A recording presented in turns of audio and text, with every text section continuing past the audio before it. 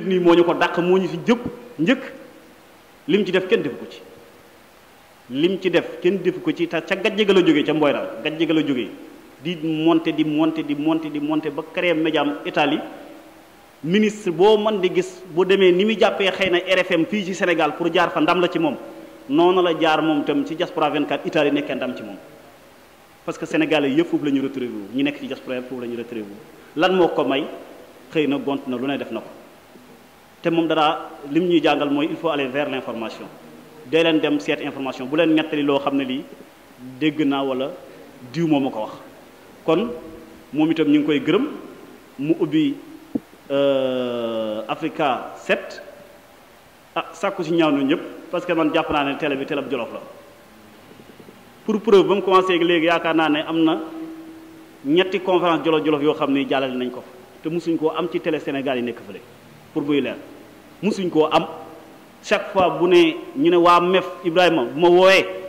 na ma ñun waa MEF kat mouvement des élèves étudiants Fulbe ñooy amal suñu organisation lii mën a ko télé laay indi ndax léegi kat micro laa daa indi kat waaye léegi télé laay ànd ak Africa 7 laay yóbbu su ma demee ñooy ñëw ñooy monté ñooy teg keneen nag keneen bu fi organisé tamit kazaalika noonu laay demee kon ñu ngi ko ciy gërëm di ko ci ñaanal yàlla gërëm ñëpp nag bañ a lim diw di bay diw xam naa ne rangée bi yëpp ñi ñëpp mën naa leen a lim ñu ma si mënta lim xam naa ñu néew a néew la parrain yi nag li tax ñu jël leen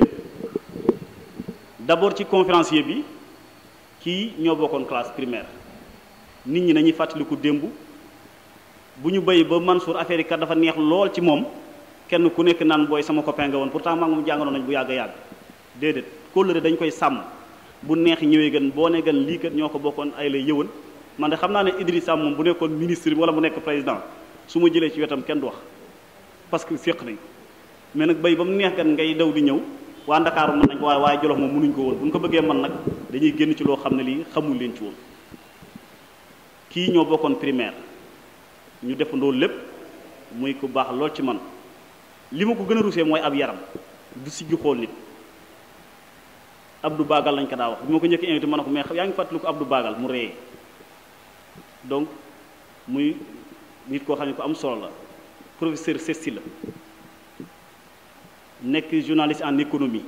di liggéeyee le journal Le Soleil donc loolu yaakaar naa ne ku ko am waroo mën a jëggaaneeti dara ci biir Jolof kon yàlla na ko yàlla defal jàmm ndax ndamam mooy suñu ndam ay mbokk yu jegee lañ maag moom depuis Mboy naan loolu xëy na duñu am temps pour di ko fi nettali mais loolu gërëm naa ko ci parrain yi ñu bëri xamoo leen mais bu ñuy rekk xool ñi nekk ci kaw am na ñu nekk ci suuf parce que mag El Hadj Mansour Mbaye suma xarit daa toog mu ne ma mag day tari gone day jàng mu ne fexeel nag kon mag mi nga xam ne day tari mu mënul too ko dara buy wax kay da ngay ñaan yàlla na wax jàmm mais gone gi nga xam ne gi dafa toll ci jàng moom fexeel ba li ngeen koy jàngal mu baax ndax bu tollee ci mag mi rek la ngeen ko jàngal moom lay tari kon ki nga xam ne kii dafa toll ci jàng moom yaakaar naa ne lu ñu def ci moom rek moom lay tari ji ëllëg Gelaajo Ba mi doomu Jolof joo xam ne ji inspecteur de l'éducation populaire de la jeunesse et des sports peut-être am na ñoo xam ni xamuñ mais xëy na suñu nijaay Majaw Kanji xam na ko luy liggéeyam ci ministère des sports lépp lu jëm ci mbirum infrastructure mu am engagement bu yàgg nag boo xam ne bii tey moo ko indi fi mu ko indi du mën a siggi xool nit loolu éducation rek moo ko def Sémou Ndiaye kooku moom man waa Ngap ay doom bàyyi laa leen def neen léeg-léeg dama koy faral di nette man a Ngap rek mooy village bi nga xam ne mas naa faa dem fanaan fi musta am ci benn dëkk magam di Moussa moomu njëkk a may yére bu ma korité boobu maa ngi tey xëy na journaliste laa doon mais professeur anglais laa bëggoon a doon ñi ma bokkoon a classe xëy na mon ami Samb xam na ko professeur anglais laa bëggoon a doon te bu mu ko bëggoon a doon tey c'est grâce à Moussa Ndiaye le maire de Thiamène Pass defal ma lu ne encouragé ma ci lu ne dem naa ba mu daan def devoir daf naan boo amee plus de 15 dama lay may 2000 boobu 2000 dafa xawoon a jafe njóobeen mënu ko woon a am donc loolu dafa nekk loo xam ne lu am solo la kon Sémou Ndiaye moom itam fi mu jaar parce que xëy na mag ñi xamuñ leen mais ñii bon jaaroon tey ci lycée ba ñëpp dañ leen di jox ñaari loxo parce que fi ñu jaar caaxaanuñu fi dañ fee jaar jaarinu sell jàng fi ñu war a jàng génn ay major am ay résultats yu baax université Saint-Louis ba université Dakar lépp ñu def ay résultats lu baax moo tax booy ut référence da ngay ut référence yu mel noonu. alors Malick Sakho yàlla seede na mosuñoo gisee mi ngi Italie muy koo xam ne kii moom itam moom Aliou Ndiaye seen Italie daanaka tuuti naa di ko nettali ci lu baax muy ku ma yëg lool li may def nii dañuy wax léeg-léeg diaspora bi dañu may woo fenn fu nekk nag ci gox na ma ñun Pencum Jolof ñun ñoo ko gën a bëgg waa département bu Linguère loolu yaakaar naa am na fu mu fare kon Mansour Sakho ñu ngi koy Malick ñu ngi koy gërëm di ko sant bu baax te xam ne moom itam parcours bu mucc ayib la waaye nag bàyyam imaam la bu meloon neneen dana jaaxal neneen kon moom itam vraiment ñu ngi koy sant di ko gërëm bu baax a baax a baax fu mu ñu teg fenn rek nañ ko war a Abdou Ka pour yi ko jab sap la dëkk sama doomu nijaay la bu daa rooti da daa jaar suñ kër waxtaan ak sama yaay pare doo ko jàll moom góorgóorlu la koy wax bàjjanam la tey mu nekk inspecteur des impôts et des domaines moom itam muy ku am yar man yar rek jolof moom ku ma ci rek mooy yëg-yëg ak yar waaye leneen lu dul loolu boo ko defee rek ma dem seeti keneen yëg-yëg ak ab yar moo am solo moom la ñu xamee woon nañ ci góorgóorlu yëg-yëg ak ab yar nag yar triwut a wax sa son kon parrain yëpp ñu ngi leen di gërëm di leen sant Guère Ndiaye mi nga xam ne moom laa waroon a njëkkee ndax sama mag la mooy chef du village bu Mboy naan moo ma yar moom laa daa ànd ak di dem tool bu yàgg lu ne tey yaakaar naa bu ma demee ba nga xam ne bi liggéey du ma ci arrière ñoo ma ci tàggatoo ndax nekku moo nag samay waajur xëy na ñu ngi nekkoon bitim réew ñoom ñu tàggat man maa moo yar nekk na xale boo xamante ni Mboy naan jee nga xamante ni foofu la cosaanoo amu fa kenn ak benn problème kenn amul ak kenn benn problème ay jàmm ak salaam la am ak ñëpp daam bu ñëwee ci dëkk bi kër gu nekk mën na fa dugg añ fa reer fa ndekki fa waxtaan ak ñëpp la am ak jàmm ak salaam la am ak ñëpp au niveau du village mu nekkit koo xamante ni ku am jom la ku am fula la ku am fayda la ku respecté doomu aadama la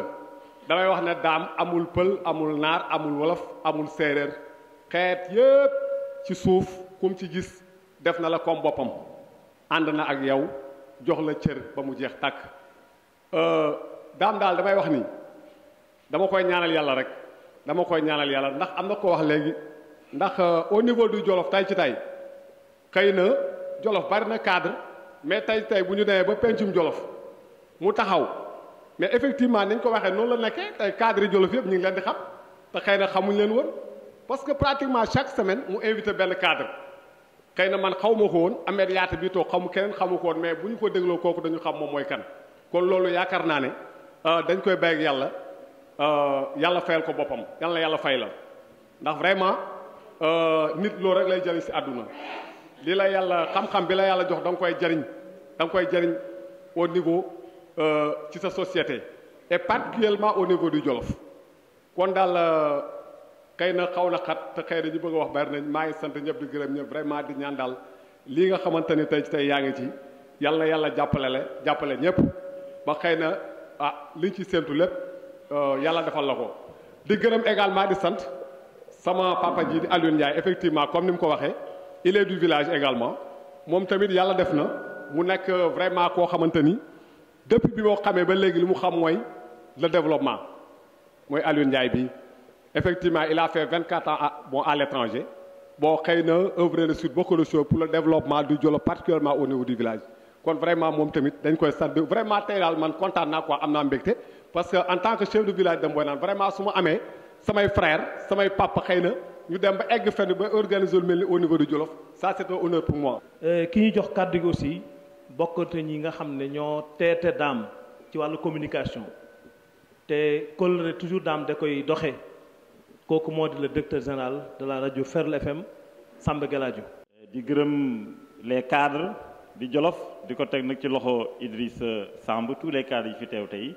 di gërëm sëriñ yi Pa Dugel di ko teg ci suñu loxo papa ak l'imam di wax tey comme ni ko le chef de village waxee tey c'est la rencontre Pencum Jolof moom mooy retrouvaille des cadres du Jolof. Je pense que tey Dame Ndiaye magal nga loolu tey ñu ngi lay souhaiter bonne chance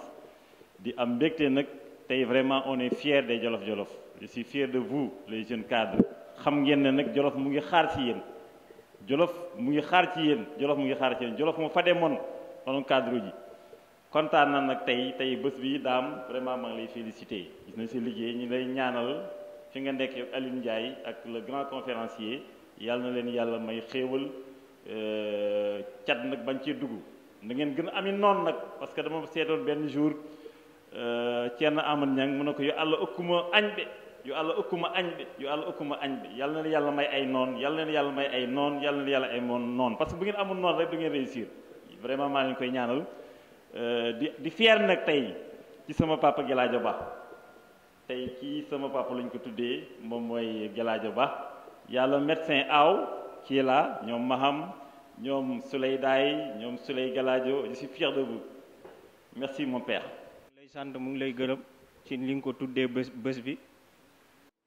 nee na nag moom mi ngi lay nuyu mi ngi lay sant ci li nga ko tuddee bés bi waaw boole ko ak ay digne fils de daara nga tuddee leen bés bu met toll nii moom nag bëggoon na ñëw moom franchement def na lu ne mais mënul fexe ba ñëw dafa am empêchement waaw lii rek la waxoon naa ñu jottali si la asal benn côté sama tonton la waaye benn côté aussi ay xarit lañ ndax ñoo bokk CI ba CM2 kon yàgg nañu ñoo bokk aussi fii 6e ba liñ fiy jóge di wax ne ñoo ngi ànd ak magam bi nga xam ne mooy Samba Ndiaye bokk ak moom ndey ak baay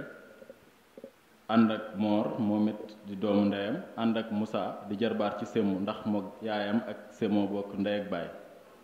kon Sémou jox na gëdd bés bi ñuy ñëw monsieur le maire son frère jox ñu otoom ak chauffeur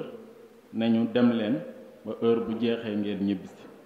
kon it Dame monsieur le maire ku la jox cër la di wax ne rek wax ji du bëri ndax matuma kilifa wala matuma représentant Sémou amoon na yitte lool ñëw fii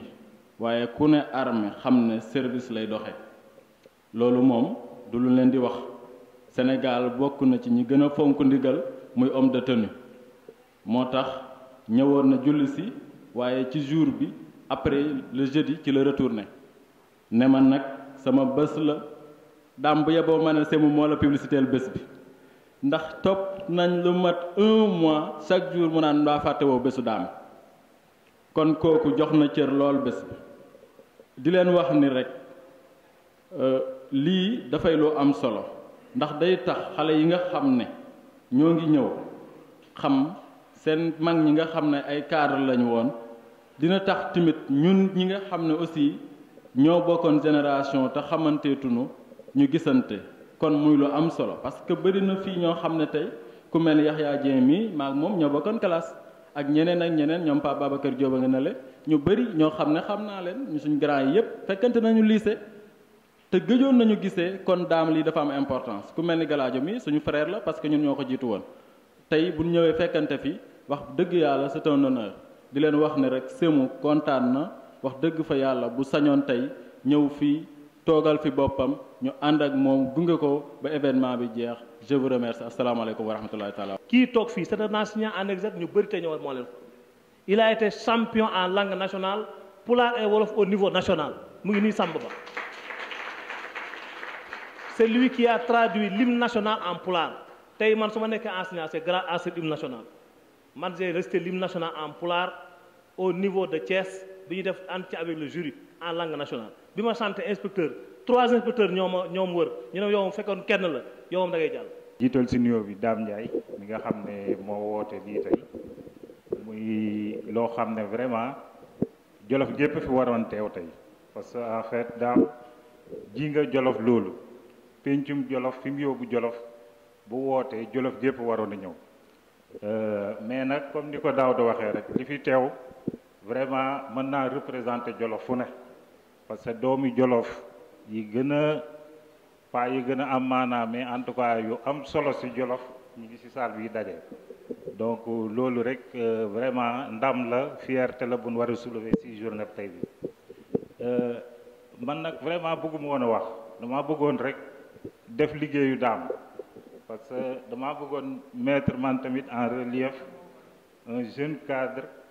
boo xam ne mooy Mansour Sakho di rakku Malick Sakho mën a taxawee moom tamit taxawaay bii nii may taxaw fii mais wax ji yëpp dafa doon résumé wu rek si ne Malick Sakho vraiment fierté mënu ko exprimer ñun ñii parce que comme ni ko Ndiaye waxee léegi rek moom tamit depuis 1 mois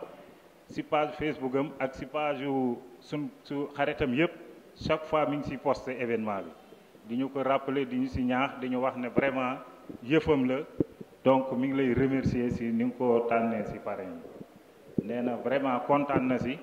mi ngi lay ñaanal liggéey bi parce que moom it xam na vraiment li nga siy daj nee na mi ngi lay encourager en tout cas pour que nga gën a persévérer si lii. Sénégal wallaay ñoo bokk lépp kenn waru ñëw di ñu tas wala di ñu yàq surtout nag ci wàllu politique nañ ci moytu bu baax a baax yenn wax yi parce que ren déggoon na wax yu bari ne doo ko bandum yooyu mais ñi ko doon wax ñi àndaloon fi ñu juddoo dañ fa gañe kon que ñoo jàngal ñeneen ñi lool kon loolu du ay wax loolu baaxut war nañ ko bàyyi comme ni nga def bu ko ñëpp defoon jàmm am comme ni nga def wax dëgg yàlla am na ñu la max am na ñu la jiitu fii mais def nga fi lu rëy loo xam ne jafe na parce que nag jafe na kuy wax ci pulaar te doo pël seetlu leen ko nag bari wut ci rajo yi ak télé yi de te nag pël yi télé boo dem rajo boo dem ñu ngi wax langue yëpp ñoon ku leen wax raciste tooñ nga leen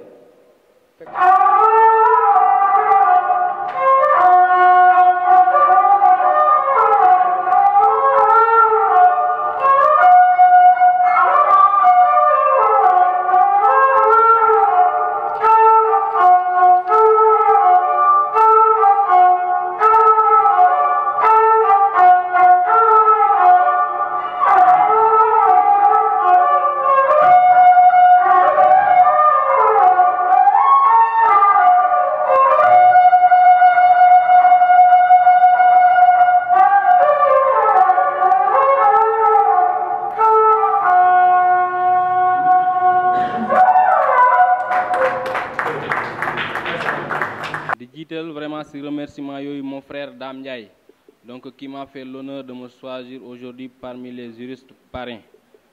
suñu waxtaan ba yàggut wax naa ko nee naa ko en fait que je ne suis pas le plus intelligent ëpp ma si aussi xam-xam ci Jolof kon donc samay père rek fi nekk ñoo xam ne en fait ils sont plus intelligents que moi ëpp ma xam-xam ëpp ma aussi alal sur tous les plans kon donc mënoon nga dem choisir ñooñu kon soo dellu see ñëw choisir ma di ma delloo njukkal je pense que vraiment un grand merci rek laa war a wax donc Dame donc di remercier aussi bon mon père xam naa ni peut-être yoon laa waroon commencer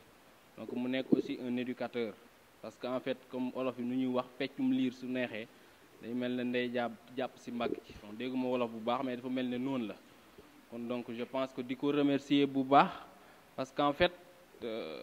je peux dire que c'est quelqu'un qui a sacrifié beaucoup de choses pour l'éducation de ses enfants donc je pense que un grand merci donc à lui bon am na yenn yu bëri yoo xam ne mënuñ ko fee wax bon en fait li ma mën a wax rek mooy vraiment merci bon mënu la delloo jukkal donc di remercier aussi mon père Samba Geladio Ba moo xam ne mooy directeur rajo Ferlo FM donc mon père aussi Samba Ka moo xam ne moo ànd ak aujourd'hui sama papa ak Souleymane Ba donc di leen remercier ci seen teewaay donc di remercier aussi un frère qui m'est très cher donc qui me considère aujourd'hui comme son frère de sang muy le grand frère Idrissa Sam donc qui m'a toujours soutenu qui m'a toujours accompagné depuis le début tey il a sacrifié beaucoup de son temps pour être là donc je peux dire que c'est grâce à moi le quitter tey Dakar pour être présent donc à cette cérémonie là donc vraiment amel naa la njukkal donc mon frère Idrissa Sam donc on se connaît, comme on dit. Donc, de remercier aussi l'ensemble de mes frères. Ils ont fait le déplacement. Donc, si Jitel aussi, donc mon frère, donc Mahamba, donc qui est aussi un frère, c'est un frère exemplaire. Émission Pencum Jolof nek émission bo xamné dañuy inviter donc des cadres yo xamné Jolof lañuy juddo fi lañ yaro fi lañ maggé fi lañ def sen cursus scolaire dem ba Dakar peut-être yalla def ma jox len ay ndomba tank fofu donc pour ñuy wax sen xalaat en fait sur luy doxale Jolof ci kanam. Je pense que c'est une émission bo xamné tay Jolof yépp ñokoy sago. Et lolu tay su mëne am c'est grâce à un frère, donc c'est grâce à un ami donc qui s'appelle donc Dame Ndiaye. Donc je peux dire que vraiment émission Pencum Jolof c'est une émission aujourd'hui phare dans le Jolof te Jolof yépp ñokoy tutero. Lu dess li moy je lance un appel donc à l'ensemble des cadres donc du Jolof comme Dame ko waxé légui, il y a beaucoup de cadres aujourd'hui donc tapis dans l'ombre. Donc ñoo xamné peut-être suñu leen soxla sax peut-être pour ñu am leen mo dina jafé. Donc aujourd'hui donc on a un potentiel extrêmement important bo xamné peut-être mën nañ ko exploiter. Donc je pense que ces cadres-là aujourd'hui nous devons nous retrouver pour aujourd'hui mettre en place peut-être ce qu'on appelle un plan de développement donc de notre territoire et c'est tout à fait possible parce qu'on a toutes les potentialités sont réunies. Et comme disait l'autre, il n'y a pas de destin folklore, il n'y a que des responsabilités qui sont il n'y a pas de destin folklore, il n'y a que des responsabilités qui sont désertées. Donc je pense qu'aujourd'hui nous ne devons pas en fait déserter nos responsabilités. Ce que nous devons faire, c'est nous réunir donc autour de l'essentiel. Il n'y a pas de fatalité. Dès lors qu'une volonté commune donc est fixée et qu'une direction claire également est définie. Donc je pense qu'ensemble nous pouvons réussir donc ce défi. Donc mangi sant ñep donc di gërëm ñep donc wassalam. Dame yalla bo gaaw mat parce qu'il est précoce. Ses idées et ses ambitions dépassent son âge. Donc ku koy ñaanal ko fan bu gudd. Yalla bo gaaw mat yalla na nga continuer di mën def li. Effectivement wax na mbokk lañ dans le sang et dans le lait parce que maag baayam ñoo bokk baay te may jox yaayam ay sagar donc mbokk lañ. Effectivement il connaît mieux que moi Africa 7 parce que man Africa 7 bi muy dox Sénégal nekkul woon sax Sénégal mais li tax mu ñëw Africa 7 c'est pas parce qu'il est parent parce que bi ma jëlee Africa 7 j'ai fait un rappel de tous les anciens d'Africa 7 mu dégg ci boppam difficile fu mu nekkoon pour mu quitter ñëw mu ne ma père bàyyi nga ma ci dilemme ndax fii ma nekk réew mi am na lu ma fi tekki te su ma la wuy si wut dina doon problème et Dieu sait pour mu tàggoo ak Mbagnick ça a été très difficile vraiment c'était pas du tout facile mais loolu sant yàlla la si yaakaar naa ne jour bi dafa mel ni man lañ ko defal ndax cela fait wax nañ ko plus de 20 ans man ma gëj daara yàlla def may dellu siwaat daara ci bis bi man bokk naa ci génération bi ubbi collège daara Jolof en 87 fii ñuy tuddee station Babatal dispensaire la woon moo nekkoon suñu collège ñun ñoo ubbi jógee mbalaxe defee fi examen commencé fi def fi suñu 6e donc boobu ba léegi musuma am occasion ñëw daara toog fi wax fi kon su ma yàlla mayee occasion bi dafay mel ni bés bi man sama bés la et de deux ma ñëw retrouver waat kenn xam naa ne Mor Ndiaye ko wax fii ci football sport daara ñu bari danañ ko xam ci tànkam laa defee sama collège ba terminal ci këram ci kër yaayam ci kër papaam mu teete ma ci daara ma ñëw retrouver waat ko fekkaat ko fi c'est encore benn double fierté si man et de 3 le parrain c'est Malick Sakho il a travaillé pendant 3 ans avec man à Diaspora 24 en tant que responsable yor lu bari nekkoon le relais entre Diaspora 24 ak beaucoup d'autorités yu doon ñëw Sénégal ba yàlla def tey Diaspora 24 soutient Africa 7 ma retourne Sénégal effectivement moom ak yeneen confrères yu nekkoon ak consoeurs yu nekkoon Diaspora 24 ñu créé Diaspora Vision franchement c'était aussi une occasion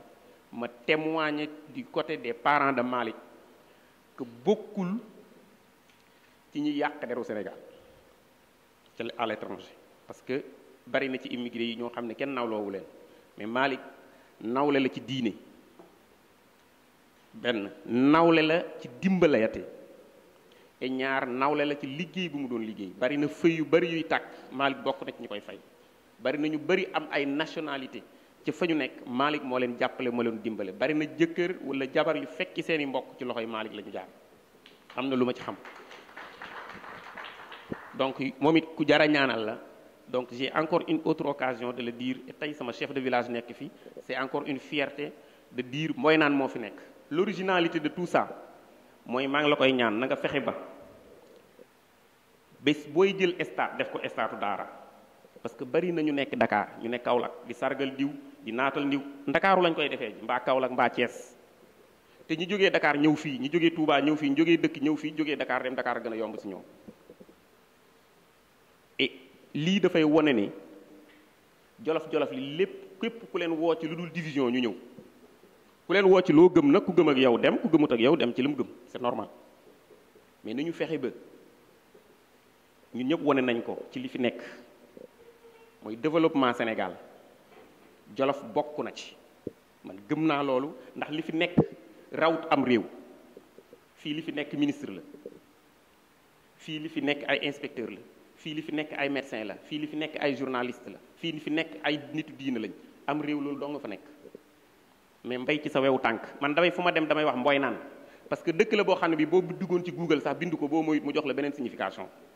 mais je me suis dit man je suis le porte-parole de Mboynaan j'ai fait la promotion de mon village je n'ai pas le complexe de dire que je suis né dans un village qui fait moins de 50 personnes c'est parce que dama gëm ne su Mboynaan doxee Yang-Yang dina dox Linguère dina dox Louga dina dox Dakar dina dox te kon Sénégal dina dox Afrique dina dox man loolu laa gëm et ça daf ma ciy dimbale seen présence bi daf koy attester mooy jolof am na benn problème mooy ànd suñu cat la parce que nous sommes peut-être trop compétents nous sommes peut-être trop ambitieux yàlla moo ko bëggee noonu mais redoublons d'efforts dans l'unité lii wax dëgg yàlla tache d'huile la parce que non seulement le nom penc ça renvoie à discussion ça renvoie à dialogue ça renvoie à débat pencum kan waa jolof nañ bari lu ñuy pencoo ndax penc bi dina tax lëndëm yi dañ penc bi dina xam tax perception bi ma am ci Idrissa dootuma ko am su ma waxtaanee ak moom penc dina tax perception bi ma am ci keneen su ma waxtaanee ak moom duma ko am donc merci encore d'avoir pensé à ce nom merci à Ferlo Médium qui lui a permis vraiment de répandre de diffuser wax bi de diffuser idée bi yéen ñëpp ngeen jàpp ci c'est une occasion de présenter Africa 7 Africa 7 du télé bu bees télé bu reprendre la nekkoon na fi ma ciy tàllal loxo kuy jolof parce que dans l'histoire xaw ma ko de mais maa ngi koy dugg a dégg ci doomu jolof bu yor télé rajo ak site appartenant au jolof à 100%. du ndam bëgguma ko ndamoo mais dama bëgg mu nekk médium pour la jolof d'abord parce que loolu laa gëm Diaspora 24 ga ma fa nekkoon fexe naa ba képp kuy doomu jolof soo ma soriwul lool ndax distance bi nekk en Europe dinaa fexe ba créer la looy mën a bokkee ci Diaspora 24 loolu moo ma indi ci Malick Sakho bi ñu toxee Milan mu jógee Bergamo di ñëw Malick Sakho pour mu animer ci Diaspora 24 delloo wala mu bokk rédaction presque tous les jours dina def 80 kilomètres 40 aller 40 retour te nekkul woon ku ci doon fay da doon fay di ci boole loolu mooy bëgg-bëgg c'est ce même concept qu'on veut que la diaspora du Jolof participe au développement du Jolof que le Jolof dispose d'un médium Africa 7 soit le médium de renforcement des médiums des supports de communication du Jolof parce que nous avons des radios nous avons des journalistes merci kii bi ma ko dégloo j'étais content nous avons des communicateurs il nous reste juste essayer d'unir les Jolof maa ngi leen ciy ñaan maa ngi leen ciy tàllal loxo ak ku mënti doona fu mu mënti ne ngeen baal ma salaamaaleykum wa rahmatullah tey rencontre bi dafa am importance à plus d'un titre d'abord ki ko waral muy daam ensuite le fait que muy célébrer des fils du Jolof le fait que mu créer ce carrefour là ba ñun ñëpp ñu toog fi mun fi waxtaan nga dellu ci nag ci parrain yi nga parrainel manifestation bi nga boole ci Malick Sakho Malick tey jii matul juróomi minute te yàlla xam na ne xaw ma woon ne tey affaire bi tey la riiroon naa ko nag mais yàlla moo ma ci boole man ak soxnaam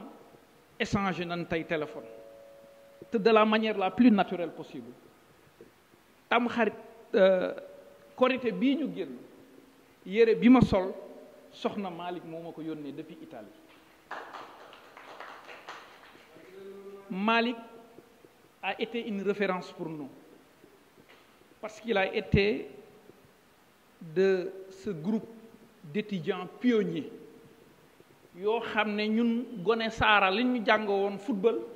pile carte Malick Sakho moo ñëw wan ñu ne da ngeen war a wane ne yéen ci ngeen bokk xàllu yoon bi njëkk a doon étudiant wala bokk ci njëkk a taxaw mais nag mu nekk ko avec la manière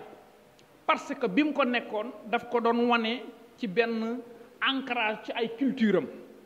amul dara lu mu changé ci Malick su daa nekk étudiant doon jàll juin day ñëw fii nawetaan bokk ak ñun di football di kermesse di bâche di setal ak ñun bokkoon association des étudiants di Jolof indi fi ay xaritam wane ñu nag ne ñu c'est possible parce que man fii laa juddoo yaroo fi raamee fi doon lekk ci ceeb bi jàng moo ma yóbbu université donc vous êtes capable de ça doon ñu nag rigoureux ci ñun exigeant man ak rakkam muy Abdoul Aziz Sakho yàlla na ko yàlla xare aljanna mu nekkoon suma xarit nekk suma xarit laay wax sax doon suma seex Malick di ñu wax lu ne musuñoo ñëw def réussir dara ba Malick ñëw wan ñu satisfaction il était tellement exigeant ci ñun kon kooku soo ko cëralee bis bi tey su ma fekkoon Italie sax dinaa ñëw parce que man ak ñii ñoo bokk benn baay par ricochet Malick moo ñu ko wan mais boole ma ak rakkam muy Abdoul Aziz muy suma xaritu benn bakkan moi je le dis haut et fort yàlla ñaari xarit la ma jox kenn ki génn na àdduna keneen ki mi ngi Canada Abdoul Aziz moomu suma taaw moom laa ko tuddee te Malick a beaucoup participé ak sama relation ak Aziz donc soo ko defee loolu dinaa la ci sant dinaa la ci gërëm et comme vous l'avez si bien dit Malick est un exemple de courage est un exemple d'attachement à son terroir Malick a toujours été un pionnier dans tous les secteurs où il a été man li ma gëm ku nekk li nga gëm waaye ku nekk am na ñun étiquette ku nekk am na ñun looy représenter nous devons être courageux partout xam nga li ñu gëm mooy ne jolof foo nekk nag muy football muy bëre muy làmb muy course muy jàngale muy finance muy diplomatie foo war a nekk danga waa wala illustré wu et daam ci loolu laa ko gis et je tenais à l'encourager bu baax a baax di la waxal ne fi nga teg noonu la parce que sa thème bi ngay indi mooy doon trait d'union entre ces jeunes là yi activé wu à Dakar ak la base ici parce que c'est des références c'est important tey gis nga quand vous voyez un fils du terroir mu àgg à un niveau de responsabilité ça crée l'émulation parce que day tax xale yi jàpp ne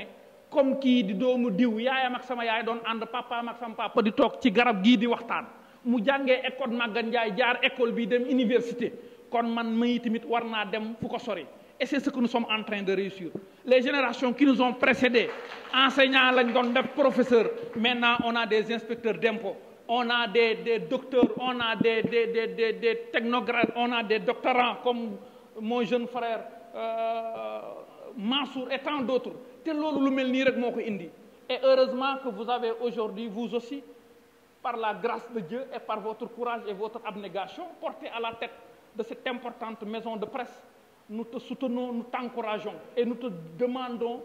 d'être comme un lion comme li ko wax doomu olof wala doomu jolof daal lu ko bëtam may fitam du ko xañ gëmal sa bopp avancé teg ko ci dëgg ak fulla ndax dëgg rek moo fi nekk sëñ Abdou Lahad li mu doon wax boo nekkee ci dëgg moom demal rek bu la gars yi xool tamit boo avancé bu gars yi gestoo gis la na yaa ngi ci yoon dana dem fekk la fa may terminer par remercier mon ami mon frère Idrissa pour tout ce qu'il est en train de faire et de la manière avec courage abnégation entre autres yi nga xam ne moom lay activé à Daara daara nag ñoo ko moom Idi ñun ñëpp ñoo ko moom et c'est à nous de faire de daara ce qu'il sera demain et loolu je pense que c'est clair et tu sauras décoder le message. Je vous remercie. ngeen baal ma nag peut-être je pense que olof bi comme ni nga ko waxee léegi mooy gën a jàll parce que on cherche la persuasion donc tout en cherchant effectivement de convaincre effectivement notre cible et de temps en temps plaquage bi du ñàkk français bi ak wolof bi thème bi ni nga ko waxee la maanaam si xëy si Jolof pour ndaw ñi ak jigéen ñi mais aussi yan voie la ñu ko mën a utiliser la ñu mën a jaar pour mën a résoudre cette question. 4 parties la rek première partie bi dañuy jéem a def benn contexte justificatif pour wane ne affaire emploi dafa nekk une problématique mondiale une problématique continentale pour je veux dire l'Afrique mais aussi une problématique nationale et aussi régionale départementale voire communale. Donc beneen partie bi mooy dañuy def un peu l'état des lieux autrement dit on va essayer de voir ñi nga xamante ni emploi les emplois qui existent aussi les secteurs yi nga xamante ni moom lañ considéré comme des secteurs pourvoyeurs d'emploi yi nga xamante ni dans le Jolof. beneen bi troisième point bi mooy dañuy xool essayer de relever les défis autrement dit yan défis yi nga xamante ni tey moom mooy constituer des barrières pour que quand même ñu mën a réussir à créer des emplois ici même dans la localité de Jolof. Maintenant, la dernière partie, c'est juste de faire des recommandations qu'on juge pertinentes et sur lesquelles on pourra effectivement se baser pour pouvoir quand même espérer avoir des solutions, donc scruter quand même quelques solutions en ce sens. Maintenant, la première question, c'est un peu le compte justificatif. Ce qu'il faut retenir, l'emploi constitue une grande problématique. Nekk na loo xamante ni état yëpp dañu koy confronter. C'est devenu en fait benn problème mondial. Pourquoi? Dañu si jël benn firndeel boo xamante ni boo jëlee même les États-Unis yi nga xamante ni dañu jàpp ne c'est peut-être la toute première puissance au plan économique. Ils font face à des difficultés pour créer des emplois. soo jëlee lu si mel ni cas bi nga xamante ni moom a gën a marqué moo gën a illustratif yéen ñëpp vous vous rappelez li nga xamante ni moo xewoon Tunisie en 2014 avec l'immolation de Mohamed Bouazizi. C'était un étudiant boo xamante ni en fait jotul sax am bac dafa dem terminal plusieurs fois échoué et puis mu dem di commencer jaay fruits. Maintenant la police bi muy ñëw di ramasser si loo ko ramasser jël yóbbu légumes yi tous les fruits yóbbu ko ci commissariat bi après il s'est immolé devant l'administration policière et là ça a marqué quand même le début le déclic du ce qu'on appelle les printemps arabes ce qui a manifesté effectivement le départ de Ben Ali etc. Donc dafa nekk benn cas illustratif boo xamante ni question de l'emploi c'est une question très sérieuse et puis qui est très prise en compte quand même par nos gouvernants. Maintenant, si on prend le cas du Sénégal, on s'est rendu compte que depuis Senghor, en passant par Abdou Diouf, Abdoulaye Wade jusqu'à Macky, c'est une question qui reste cruciale en dépit de tous les efforts yi nga xamante ni aussi état bi def na ko état yi def na ko. Si on prend le cas sous régime de Senghor, il y a ce qu'on appelait le compte K2. Le compte K2, c'était quoi? C'était de créer un compte dans ce qu'on appelle la BNDES, la Banque nationale de développement du Sénégal, pour quand même impulser, créer ce qu'on appelait la bourgeoisie nationale. Autrement dit, c'était pour permettre à ñi nga xamante ni ñooy jël pour prendre des initiatives pour un peu se lancer dans l'entrepreneuriat, pour créer des hommes d'affaires. Boo xoolee si sous Abdou Diouf aussi, il y a ce qu'on appelait l'opération des maîtrisards. Je pense qu'il y a certains qui en faisaient partie pour quand même permettre à ceux-là qui avaient un diplôme, soit un diplôme de maîtrise, parce qu'il n'y avait pas de master. On parlait de maîtrise M1, qui correspond maintenant à M1. L'opération des maîtrisards aussi, il y a des efforts qui ont été faits, mais quand même, il y a des insuffisances qui ont été marquées. Et pas d'autres initiatives qui ont été entreprises. Si on prend par exemple sous Wade, j'essaie de résumer, je ne peux pas tout énumérer. Si on prend le cas de Wade, sous Abdoulaye Wade aussi, on a relevé qu'il y avait énormément de plans qui étaient destinés à la promotion de l'emploi au sein des jeunes. On peut citer FNPJ, Fonds national pour la promotion de la jeunesse. Il y avait aussi d'autres projets, OFEJBAN aussi, vous l'entendez plus, donc pour la promotion de l'emploi au sein de la banlieue. Et en dépit de toutes ces entreprises, en dépit de tous ces programmes, l'accès à l'emploi est devenu quand même aussi une question pour l'État du Sénégal. Maintenant, sous Macky Sall, durant le premier mandat, on a assisté à une fusion d'un certain nombre de programme pour donner maintenant à la fin ce qu'on appelle l'ANPJ, la Nationale pour la promotion de l'emploi et des jeunes. Et aujourd'hui, c'est cette structure qui est effectivement chargée de faire, d'appuyer, d'accompagner, d'encadrer les jeunes pour accéder à certains emplois. Bien sûr, il y a ce qu'on appelle l'OFPT, l'Office de formation pour le professionnel technique. Donc, c'est énormément d'entreprises qui sont entreprises et au plan national quand même il reste. Il avait promis, bon là je ne vais pas verser dans les débats polémiques, 500 000 emplois. Bon, certains diront que non, l'emploi, même si 500 000 emplois qui ont été créés, c'est des emplois qui sont loin d'être des emplois décents, des emplois précaires, etc. Mais quand même il faut reconnaître l'effort qui a été consenti en ce sens par le gouvernement, surtout dans la première phase du PAP, ce qu'on appelle le PSE, en fait, le plan d'action prioritaire 2014-2019. L'autre chose ici, il a, dans ces 5 initiatives qu'il a promises lors de le renouvellement, c'était de mettre l'accent sur l'emploi des jeunes pour ce qui est de ce quinquennat. Et là aussi, on attend de voir. Maintenant, il y a certaines initiatives qui sont mises en place, comme la DER, la délégation pour l'emploi rapide, même si certains dénoncent effectivement la manière dont ces crédits sont octroyés aux bénéficiaires. Ok? Bon, on va essayer de laisser à l'appréciation de tout un chacun. ANPJ, qu'on le veuille ou non, quand même a essayé donc d'impulser, de mettre en place des plateformes ou bien des formations. D'ailleurs, il y a un salon qui est prévu en début de semaine à Dakar, un salon d'opportunité pour accéder à certains emplois. Donc, d'une manière générale, à l'échelle nationale, effectivement, c'est la situation. Il y a des efforts, il y a des initiatives qu'ils ont entreprises, mais la mayonnaise tarde toujours à prendre forme. Si on prend maintenant à l'échelle régionale, dans la région de Louga, j'ai eu la chance de participer à la présentation de ce qu'on appelle les statistiques du travail le 23 mai dernier. On s'est rendu compte que pour l'année 2018, il y a eu par exemple 66 043 contrats qui ont été signés, autrement dit des emplois qui ont été créés formellement au Sénégal. Et la région de Louga, et parmi les hommes, il y a 48 355 et les femmes, 17 688. Il y a un déséquilibre. Et tenez-vous bien, la région de Louga a occupé la 10e place sur les 14 avec 37 établissements qui ont été ouverts. Pour ce qui est, parce qu'il faut, avant qu'il y ait création d'emplois, il faut l'ouverture effectivement des emplois. Je parle de l'emploi formel, n'est-ce pas? 137 emplois créés, loin de Dakar qui a construit par exemple presque 33 799 emplois créés. Si on prend par exemple ce qu'on appelle les travailleurs immatriculés, les travailleurs immatriculés, c'est le travailleur qui est formellement inscrit dans ce qu'on appelle les ITS, les inspections de travail et de sécurité sociale. Sur les 13 319 travailleurs, il n'y a que 95 travailleurs pour la région de Louga. Là, c'est des données qui sont obtenues à partir de la direction du travail, de la statistique du travail, n'est-ce pas? Qui est la structure habilitée à donner ces chiffres pour ce qui est de l'emploi dans toutes les régions du Sénégal. Il y a 14 régions, plus ce qu'on appelle la zone franche industrielle. Et du coup, c'est 15 régions qui sont considérées, qui effectivement fournissent les données pour ce qui est de la création de l'emploi au Sénégal. Maintenant, si on prend... et ces 95 travailleurs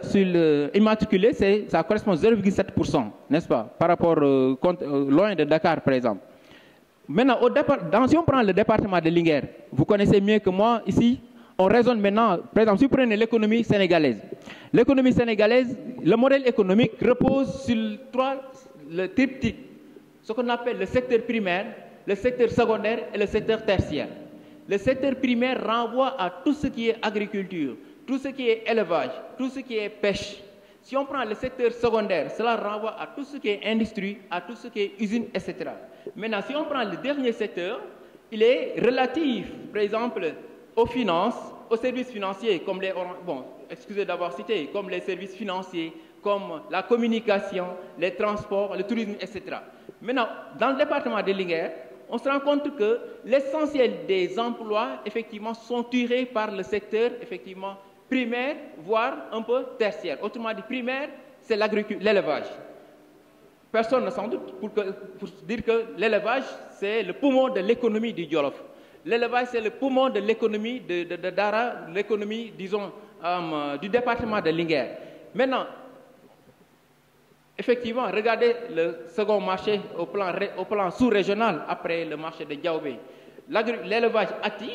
les jeunes, l'élevage attire effectivement les femmes. L'autre secteur qu'il faut considérer, effectivement, c'est l'agriculture. Et aujourd'hui, si on prend l'exemple l'agriculture, malheureusement, une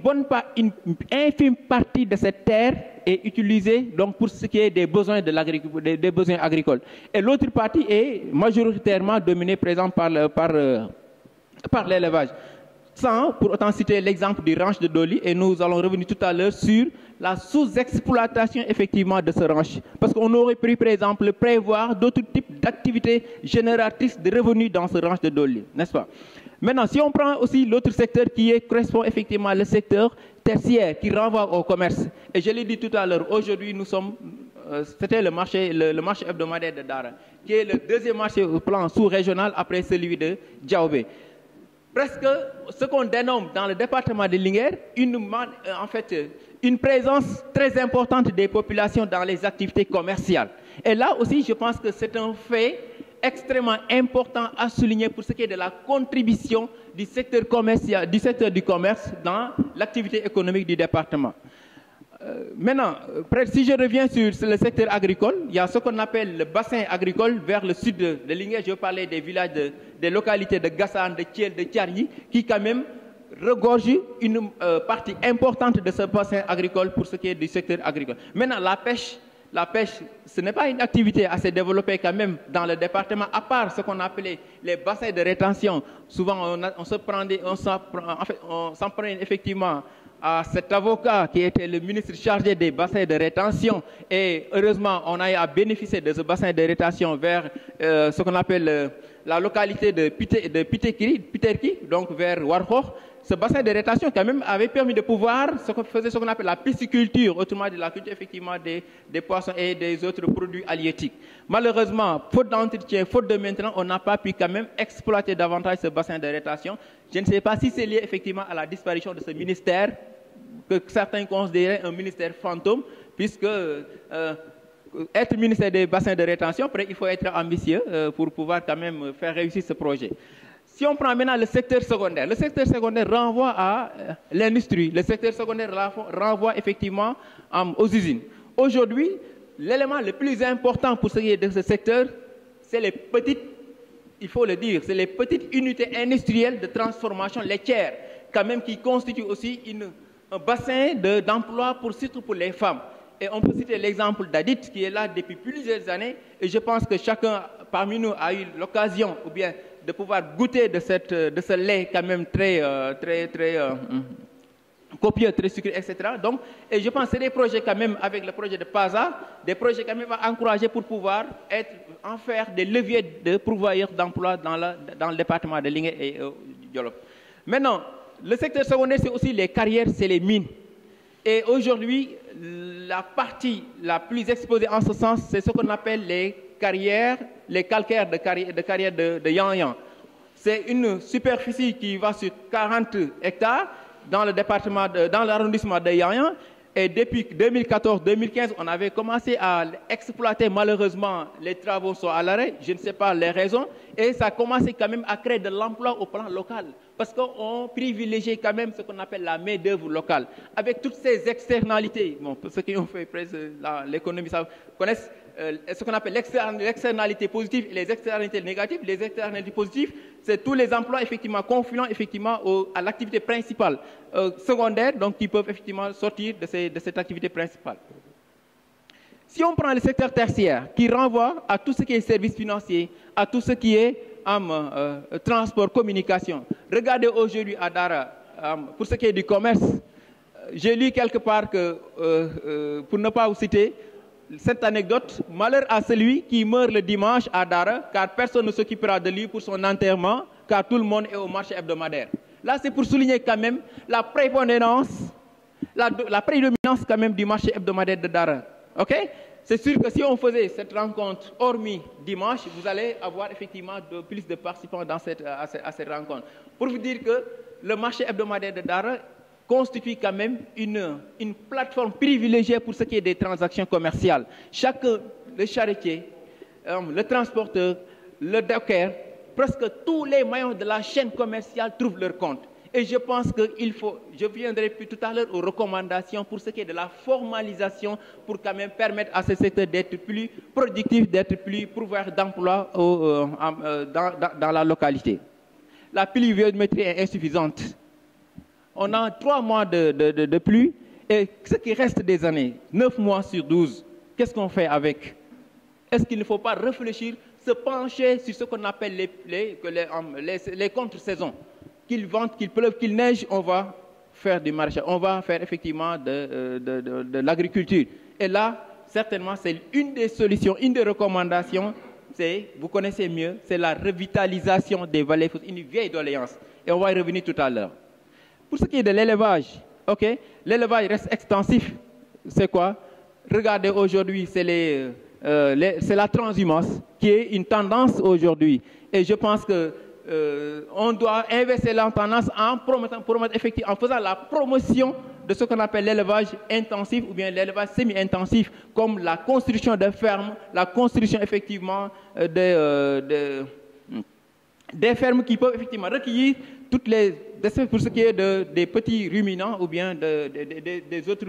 le bétail quand même qui peuvent renvoyer effectivement à l'élevage industriel, donc la pratique industrielle. Autrement dit, au lieu de faire de l'élevage juste vendre pour satisfaire un besoin ponctuel, aller à l'élevage industriel, autrement dit, faire de l'exportation même donc, du bétail. Et je pense qu'il y a des initiatives, à chaque fois on voit par exemple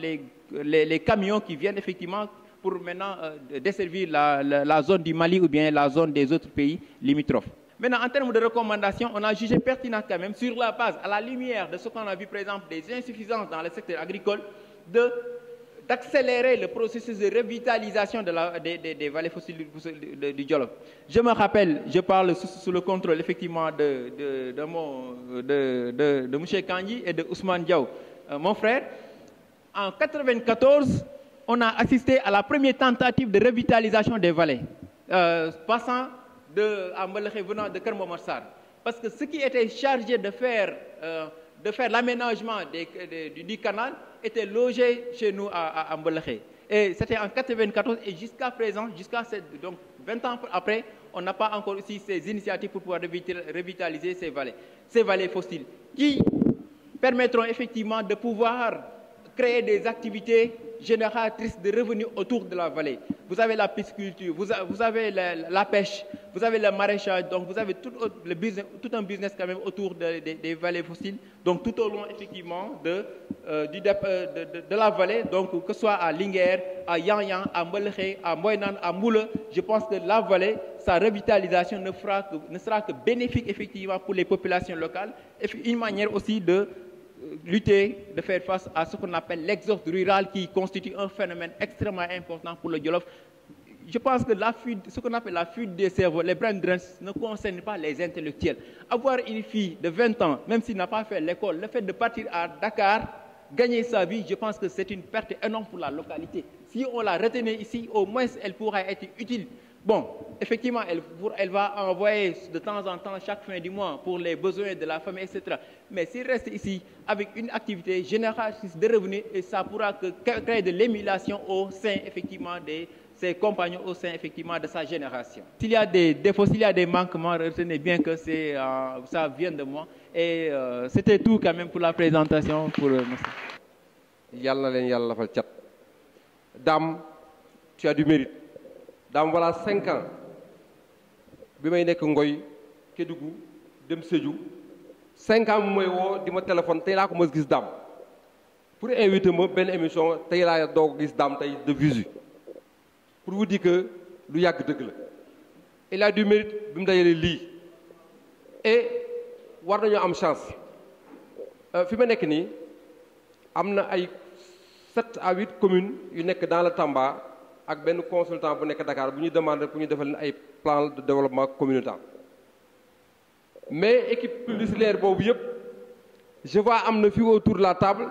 que paradoxalement, dans le département de Linguère, une commune a un plan pour actualiser. C'est un paradoxe. Ce que vous avez fait consultants, nous avons gratuitement. Moi, je pense que nous avons inscrit sur les recommandations. Que nous construisons aujourd'hui, comme félicitations Idi, de loin je te suis, association boobu genre yooyu la ma regrouper des personnes ressources au niveau du Jolof que kenn bu ko soxlaa ñu jóg volontairement def ko gratuitement pour ñoom loolu mooy suñu mérite loolu war na mën a nekk donc je pense que loolu war na mën a nekk ces recommandations yi. Aujourd'hui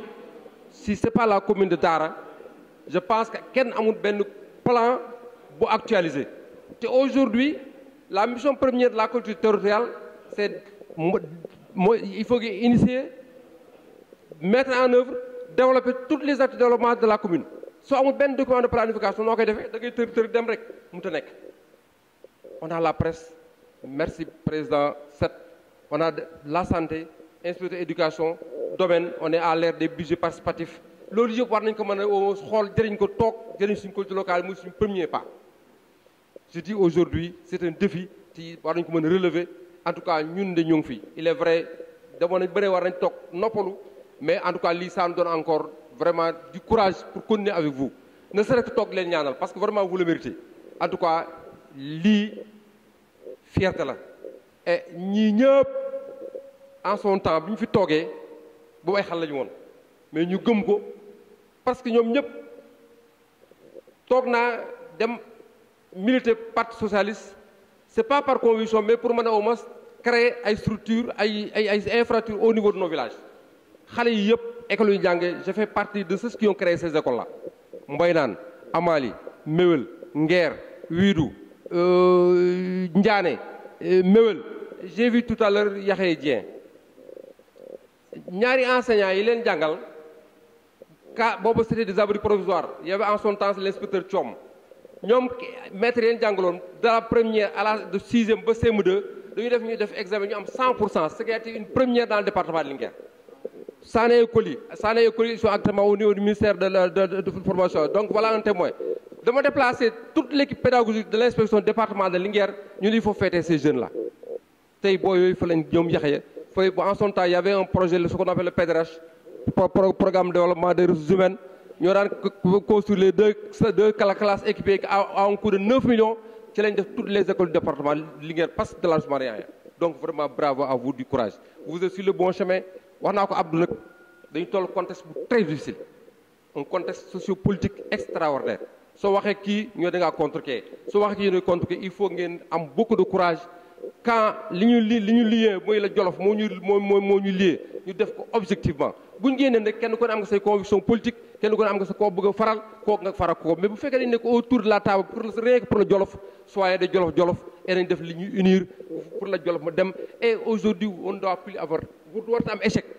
parce que y a toutes les personnalités li fi am diversité bi fi am macha allah lii daal yàlla fa cat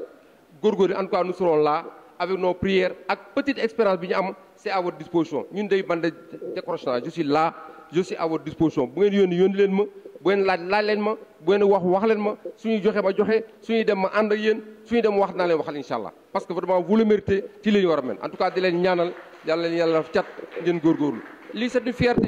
fierté ñi nuyu daam di ko sargal di ko delloo njukkal bu baax tamit parce que tey defal na Jolof loo xam ne nii rëy na trop macha allah lii moom la waroon def na ko léegi nag la balle est dans notre camp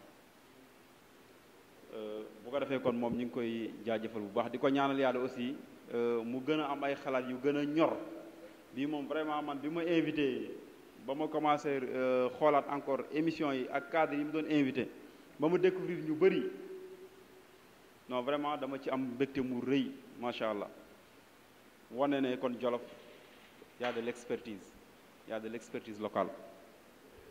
ñi ngi am mbégte bu baax ci jotaay bi di remercier de passage ñëpp mel ñoom Aliou Ndiaye di remercier aussi suñu frère di ko encourager bu baax Abdou vraiment exemple la ci Jolof mën naa ne tey dama ne peut-être erreur bi ñu def mooy c'est de ne pas inviter les élèves j'ai pas dit les étudiants mais les élèves fii ci jotaay bi parce que ñoom seen présence fii nii ak gis cadre yi nii doon na nekk loo xam ne dana booster seen effort dans l'éducation. La conférence avec le thème l'employabilité de la jeunesse au Sénégal, en particulier celle Jolof, qui a été développée par le conférencier très talentueux Abdou Diaw. Des recommandations très pertinentes ont été faites quand même, des échanges assez fructueux ont été faits. Je suis très satisfait quand même d'être présent dans la mesure où quand même aussi en plus de ces parrains qui sont des dignes fils, des véritables héros qui ont de l'avenir au niveau du Sénégal en général et du Jolof en particulier, surtout mon ami et frère inspecteur Gela Dioba, qui m'a fait l'honneur de m'inviter, mais aussi l'organisateur de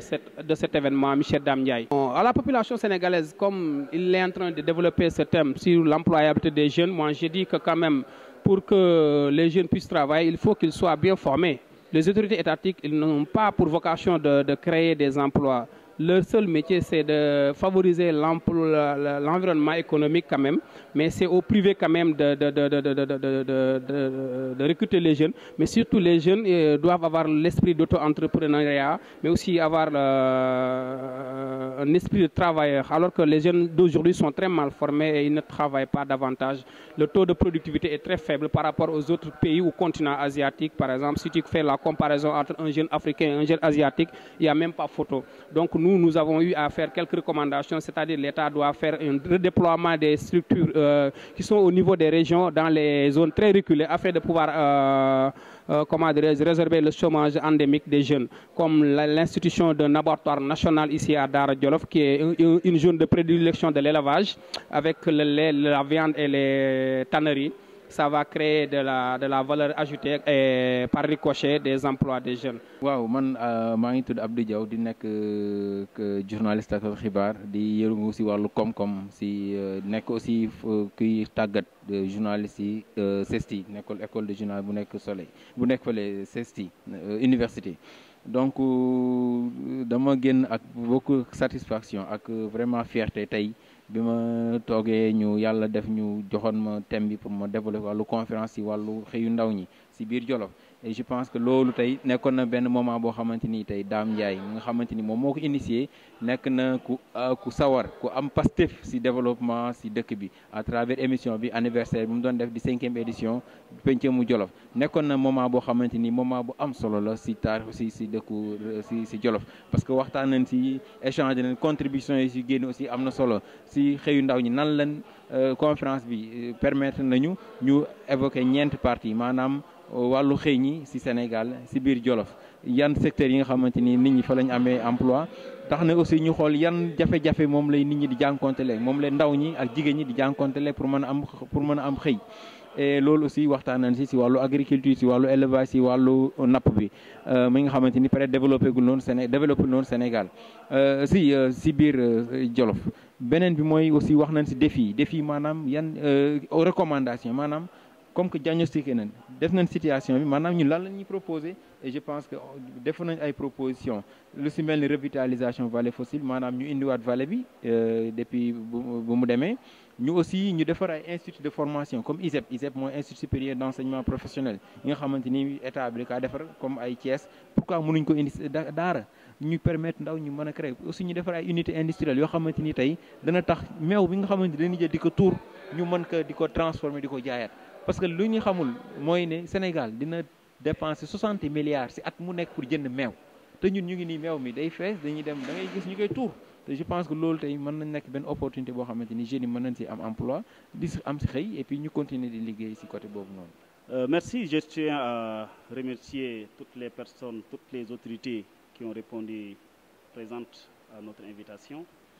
et celles également qui voudraient bien répondre à l'invitation mais elles n'ont pas pu le faire par une contrainte de temps. Je pense que c'est un sentiment de joie, de satisfaction que j'éprouve aujourd'hui, pourvu que je pense que la cérémonie a été une réussite totale du point de vue technique, matériel, mais du point de vue également programmatique. Je pense que le thème qui a été choisi est venu à son heure. Certes, c'est un thème qui est un phénomène national, mais je pense et je crois que le développement doit toujours commencer par le développement local. Et c'est pourquoi, vu la géographie du département de Linguère, je pense qu'aujourd'hui, tout le monde en parle, surtout les secteurs comme l'élevage et l'agriculture, qui sont des secteurs de développement, qui sont des secteurs productifs d'emploi. Aujourd'hui, je pense que récemment le chef de l'État l'a dit, l'État ne peut pas garantir à tous les jeunes un emploi. Mais au moins, des secteurs comme l'élevage, des secteurs comme l'agriculture, je pense qu'on peut en passer par ces derniers pour au moins venir en aide aux jeunes aujourd'hui qui sont dans des difficultés très énormes. Ce n'est pas seulement le Sénégal, mais chacun doit réfléchir sur le comment et sur le pourquoi ces emploiements. C'est la raison pour laquelle je lance un appel à toutes les autorités du département de Linguère, du Sénégal en général et du département de Linguère en particulier, essayer de réfléchir sur un plan de développement, parce qu'il y en a des plans, mais des plans de développement très efficaces qui pourraient nous permettre de venir en aide à ces jeunes. La jeunesse sénégalaise, tout le monde sait que la majeure partie de la population sénégalaise est jeune. Et c'est important. Cette jeunesse ne doit pas être un fardeau. On ne doit pas utiliser cette jeunesse pour des tiraillements, pour des affrontements. Quand on célèbre l'anniversaire de l'émission Pencum Jolof, il me serait intéressant de revenir sur l'objectif de cette émission, qui est une tribune des cadres du Jolof, une tribune d'échange sur les différents secteurs, sur les différents domaines. Parce qu'au Jolof, les cadres n'en manquent pas. On en a assez. Mais est-ce qu'aujourd'hui, ces cadres, on doit les laisser là où ils sont? Je dis non. On doit aller vers eux, les sensibiliser pour qu'ils puissent également venir aider le terroir, qui est le Jolof. On a des ingénieurs, on a des ministres, on a des députés, on en a. Donc, ces jeunes ne doivent pas laisser, ou bien ces autorités ne doivent pas laisser les bras croisés en train de regarder notre cher Jolof. Et aujourd'hui, la doléance que j'ai aujourd'hui, si elle était unique, ce serait la revalorisation des vallées fossiles.